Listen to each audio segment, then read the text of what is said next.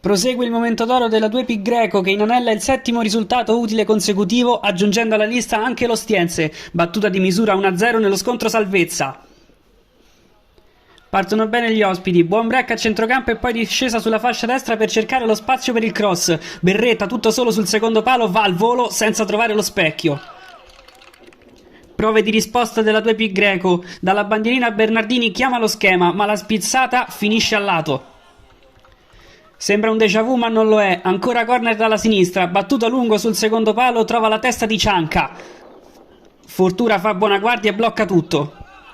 Al 23esimo si rivede l'Ostiense, gran palla di esterno di Berretta a pescare la corsa di Cortellesi, davanti a Mercatante il 10 sceglie la classe, il colpo sotto però è mal calibrato e si spegne sul fondo.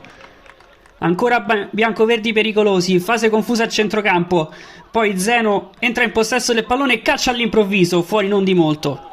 La ripresa inizia col botto, un'azione prolungata sulla destra sfocia dalla parte opposta, dove Citronelli controlla e calcia. La palla verso il palo lontano, ma la sfortunata deviazione di Pacenza mette Fortuna fuori causa, 1-0 Pi Greco. Ostiense che prova subito a rispondere con Ippoliti, ma la punizione trova solo l'esterno della rete. Dall'altra parte i locali non si fermano e cercano il raddoppio. Al quarto d'ora Bernardini libera il destro dalla posizione defilata e Fortuna si oppone.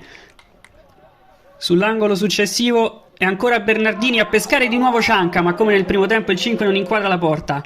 Altro giro alla bandierina, altro cross lungo. Sulla palla ancora Bernardini che prova senza successo il supergol in acrobazia. Al 28esimo la gara si arricchisce di un altro episodio. Zeno sguscia via Gallo che lo stende per evitare problemi maggiori. Doppio giallo e rosso per il difensore della 2P Greco, costretto a giocare oltre un quarto d'ora con un uomo in meno.